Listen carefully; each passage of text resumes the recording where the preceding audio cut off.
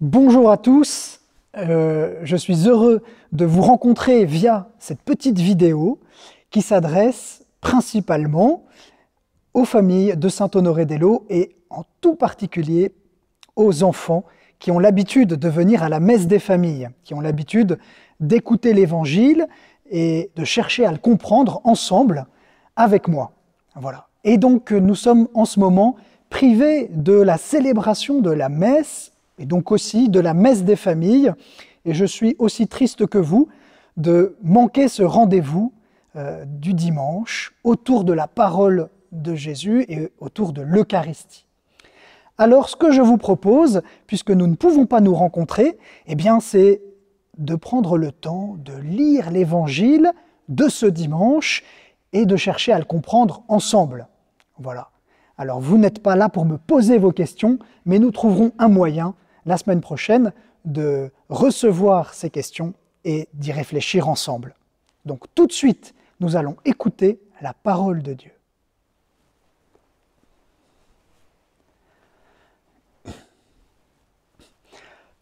Alléluia, mon cœur est dans la joie. Alléluia, je chante pour toi. Alléluia, mon cœur est dans la joie. Alléluia, je chante pour toi. Demeurez en moi comme moi en vous, dit le Seigneur. Celui qui demeure en moi porte beaucoup de fruits. Alléluia, mon cœur est dans la joie. Alléluia, je chante pour toi. Alléluia, mon cœur est dans la joie. Alléluia, je chante pour toi. Le Seigneur soit avec vous. Évangile de Jésus-Christ selon saint Matthieu. Gloire à toi, Seigneur.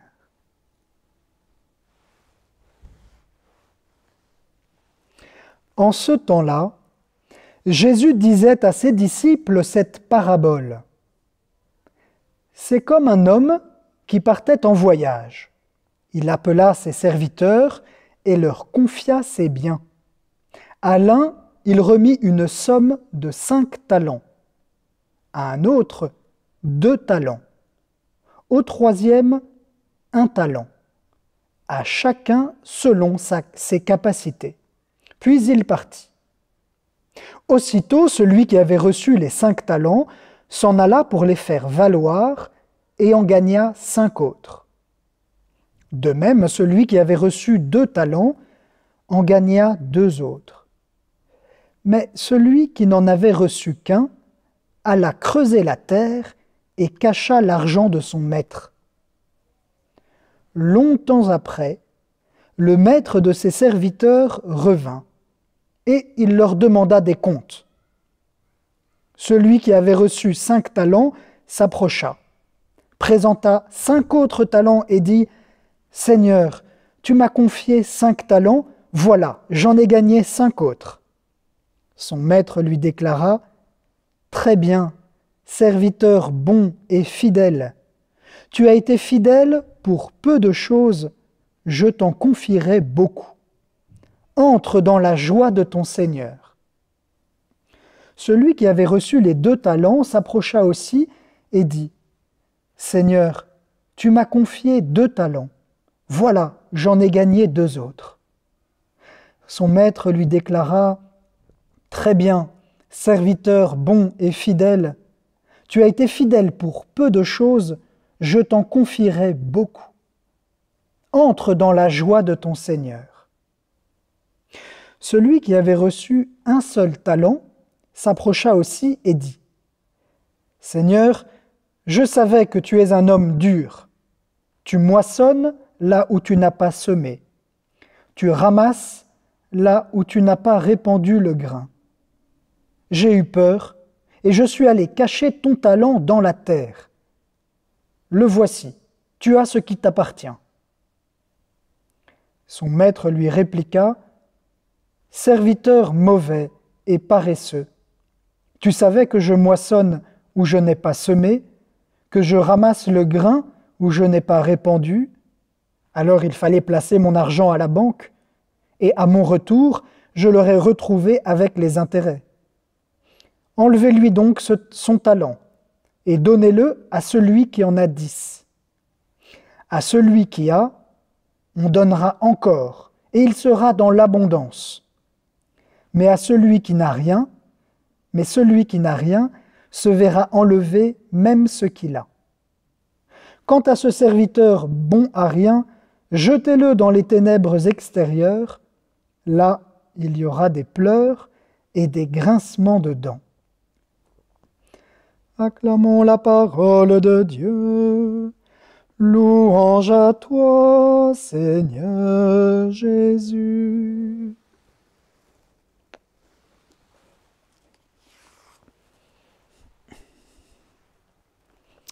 Alors, chers enfants, comme vous ne pouvez pas me poser des questions, eh bien, nous allons nous les poser ensemble, et moi je vais poser des questions, et je sais que chez vous, en m'écoutant, eh bien, vous allez réfléchir et essayer de trouver les réponses. Voilà, je compte sur vous. Alors, la première question, peut-être que certains se sont même dit, je suis sûr que le Père Augustin va nous le demander, qu'est-ce que c'est qu'une parabole? Je la pose presque chaque fois. Alors, qu'est-ce que c'est qu'une parabole? Je vous laisse réfléchir. Une parabole, eh bien, c'est une petite histoire que Jésus raconte pour nous faire comprendre ce que Dieu réalise, pour nous faire comprendre ce que Dieu fait avec nous, comment Dieu agit.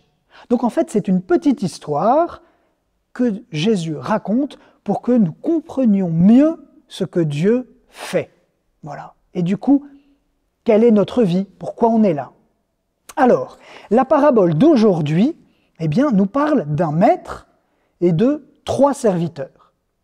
Des serviteurs à qui le maître donne une somme d'argent.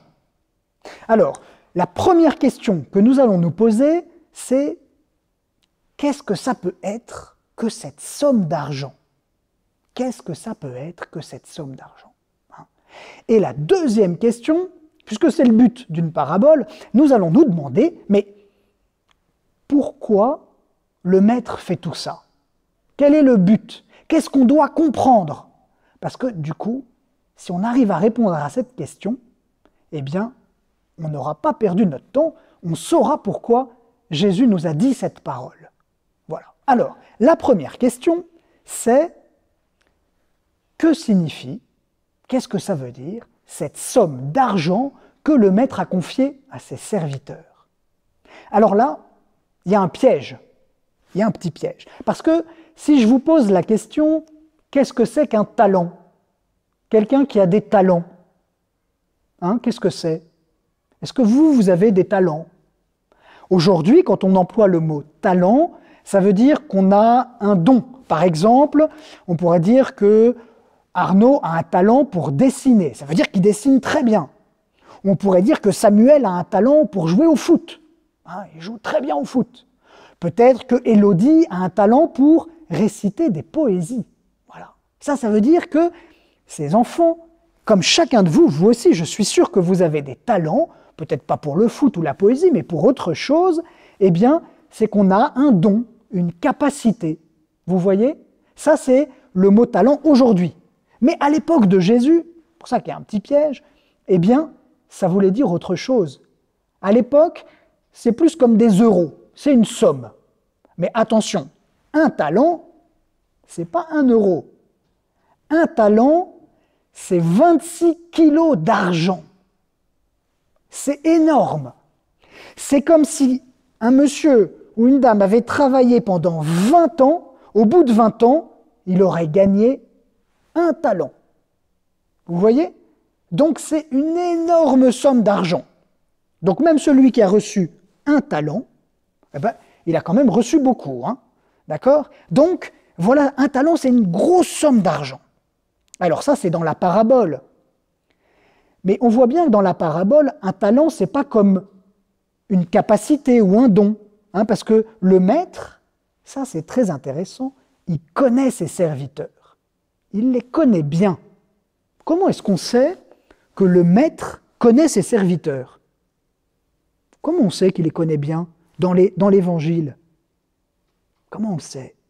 Eh bien, c'est parce que le Maître donne à chacun selon ses capacités. Ça veut dire qu'il les connaît. Il dit, je sais que Arthur, eh bien, il a telle capacité. Voilà, je vais lui donner ça. Il peut le faire. Vous voyez, quand vos parents vous confient des choses en disant, Arthur, il peut couper le pain, je peux lui confier ça.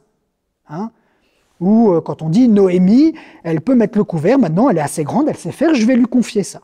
Donc, le Maître, il connaît ses 3 serviteurs et il leur donne à chacun ce qu'ils peuvent faire. Voilà. Donc, on voit bien que les talents qui sont donnés, ce ne sont pas les capacités, parce que le Maître donne à chacun selon ses capacités.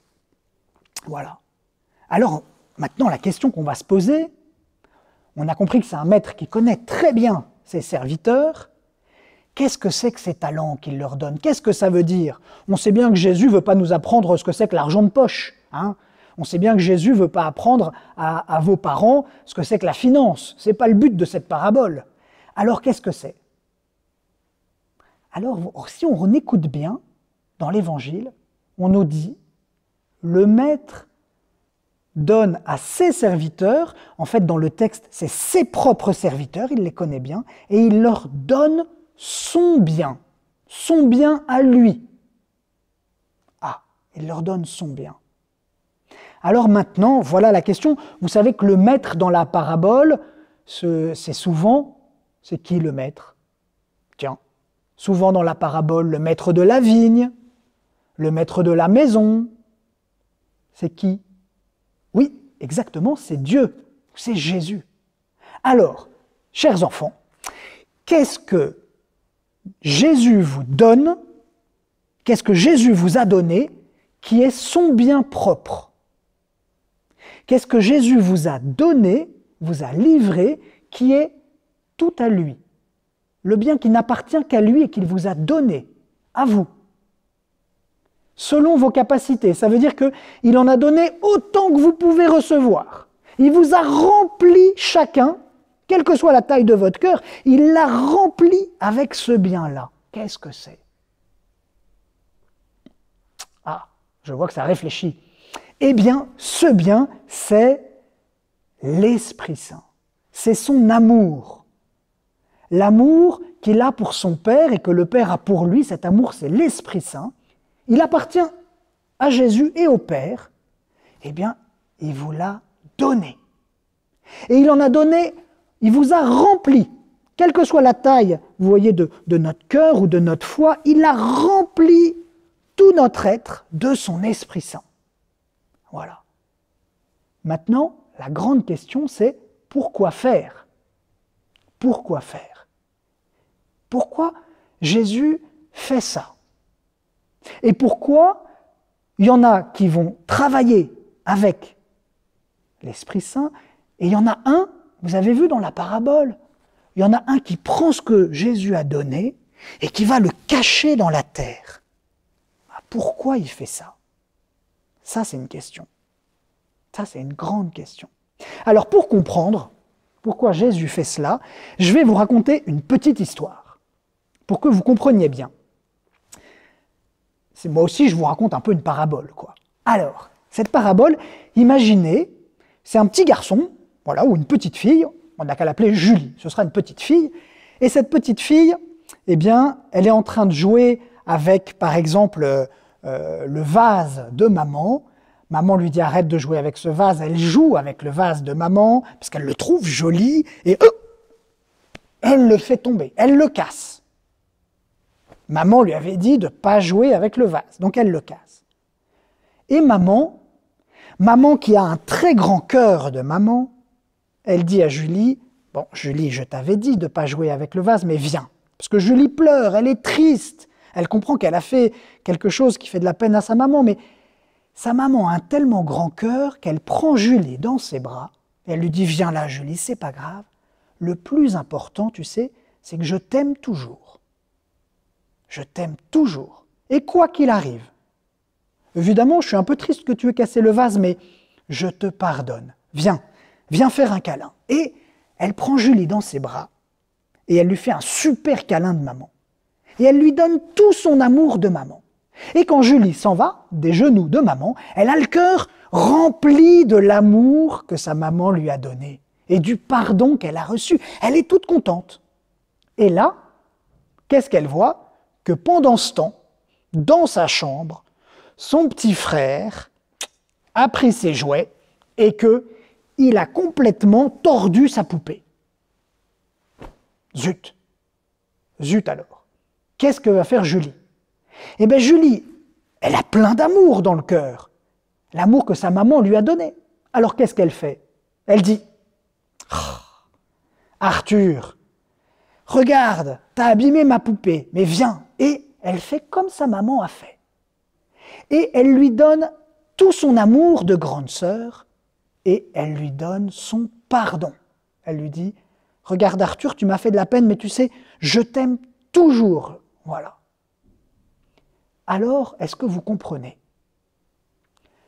Tout l'amour que Jésus a mis dans votre cœur, l'Esprit Saint, qui est une personne, c'est Dieu qui habite votre cœur et qui remplit votre cœur, eh bien, on peut l'utiliser et il va porter encore plus d'amour.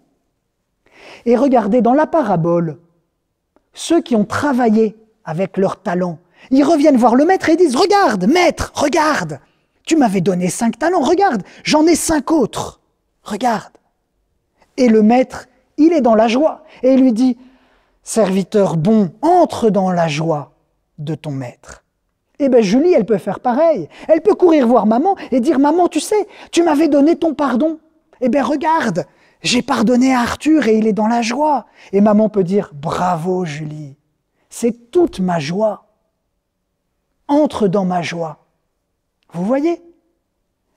Voilà que Julie a compris que l'amour qu'elle a reçu de sa maman, elle peut le mettre de côté en disant « Bon, voilà, maman m'a pardonné, puis de toute façon, c'est son travail de maman, et puis voilà. » Mais si elle a compris que cet amour est vivant, qu'il lui donne la vie, et qu'elle peut, avec cet amour aussi, continuer à aimer les autres, elle va donner la vie aussi, Julie. Parce que le petit frère Arthur, il a été tout joyeux de cet amour qu'il a reçu. Vous voyez? Et donc les serviteurs, ils veulent présenter au maître ce que l'amour qu'il y avait dans leur cœur a porté comme fruit. Et ils disent, regarde, j'ai bien travaillé, ça a porté plein de fruits d'amour. Voilà. Et regardez quelque chose, vous irez voir dans le texte. Est-ce que le maître dit, rendez-moi les talents, hop, je ramasse, c'est tout pour moi? Non, non, il les garde. La preuve, c'est qu'à la fin, quand il y en a un qui ne veut pas de son talent, le maître dit, bon, ben, c'est pas grave, on va le donner à celui qui en a 10. Ça veut dire qu'il les a toujours. D'accord? Quand Dieu vous donne son Esprit Saint, c'est pour toujours. Pour toujours. Alors pourquoi, quand même, pourquoi il y en a un qui n'a pas voulu travailler avec tout ce que le maître lui avait donné? Pourquoi? Eh bien, Jésus nous dit, c'est parce que ce serviteur, il a reçu tout cet amour et il s'est dit quelque chose de bizarre. Il s'est dit, oh, le maître m'a donné tout cet amour, mais c'est sûr, après il va me demander quelque chose en échange. Ou il n'a pas fait ça parce qu'il m'aime, parce que je le connais. C'est un maître qui est dur. Il est dur, il est très exigeant ce maître. Donc s'il a été gentil avec moi, s'il m'a confié quelque chose, je vais avoir des soucis, je vais avoir des ennuis avec ça. Donc je vais prendre son amour, je vais bien l'enterrer, comme ça je le retrouverai là, et surtout j'ai peur de faire quelque chose avec. Et quand il va revenir, je lui dirai, tiens, reprends ton amour. Vous avez vu ce qu'il dit? Il dit, reprends ton bien, j'en veux pas, je veux avoir rien à faire avec ce que tu m'as donné. Et bien du coup, regardez ce serviteur, il n'a pas travaillé avec le don de Dieu parce qu'il croyait que c'était un cadeau empoisonné. Il croyait que le maître avait un cœur méchant. Il croyait que Dieu avait un cœur dur. Et ça, vous voyez les enfants, c'est parfois quelque chose dans le cœur des gens, ils croient que Dieu est dur ou que Dieu est méchant. Et que si Dieu a été bon, ou c'est sûr qu'il va leur demander des choses après. Ou que si Dieu leur a donné quelque chose, c'est sûr qu'après, il va réclamer. Rends-moi, rends-moi. Non. Jésus nous dit, Dieu n'est pas comme ça. Dieu n'est pas comme ça. Et si Dieu fait tout ça, si Dieu vous a donné tout cet amour dans votre cœur, cet amour pour toujours, c'est pour que vous ayez la joie d'aimer comme lui, de faire comme Julie. Voilà. Alors, ce qu'on peut retenir de cette parabole, c'est que la joie de Dieu, c'est pas d'avoir des sous, il s'en fiche. La joie de Dieu, c'est de voir que vous, les enfants, vous qui êtes ses amis, vous qui avez reçu tout son amour qu'il vous donne tous les jours, vous avez décidé d'aimer avec lui. Vous avez décidé d'aimer avec tout ce que vous avez reçu de Dieu. Voilà. Et quand Dieu voit que votre cœur grandit, parce que regardez, au début il avait 5 talents par exemple, le premier serviteur, 5 talents, on lui avait donné selon la taille de son cœur, 5 talents. Maintenant il en a 10, ça veut dire que son cœur a doublé, ça veut dire que son cœur aime 2 fois plus. Vous voyez? Et alors ça fait la joie de Dieu. C'est comme quand maman voit que le cœur de Julie a grandi. Alors, nous allons ensemble demander à Jésus de croire qu'il nous aime vraiment. Et on va lui dire merci pour tout ce qu'il nous a donné. Et en particulier, merci pour son Esprit Saint. Et si vous voulez, dans votre cœur, vous pourrez dire avec moi, Jésus, je veux travailler avec tout ce que tu m'as donné.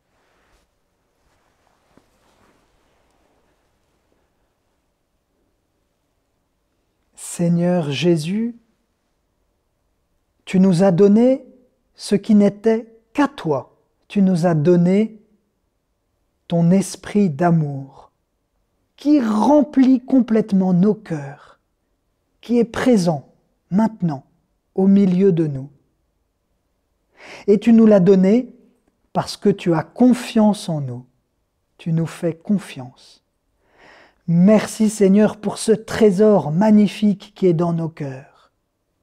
Aide-nous, Jésus, à croire que tu nous aimes, à croire que tu as confiance. Seigneur, ce cadeau est si beau. Ton amour pour moi est si grand que je décide de travailler avec toi. Je décide de me laisser conduire par ton amour pour être un homme de paix, pour être un homme de réconciliation. Jésus, fais de moi un instrument de paix. On peut le dire ensemble. Jésus, fais de moi un instrument de paix. Jésus, je crois que tu m'aimes vraiment et que tu me connais. Jésus, je crois que tu m'aimes vraiment et que tu me connais. Oui Seigneur, tu veux mon bonheur, tu veux que je grandisse. Merci. Amen.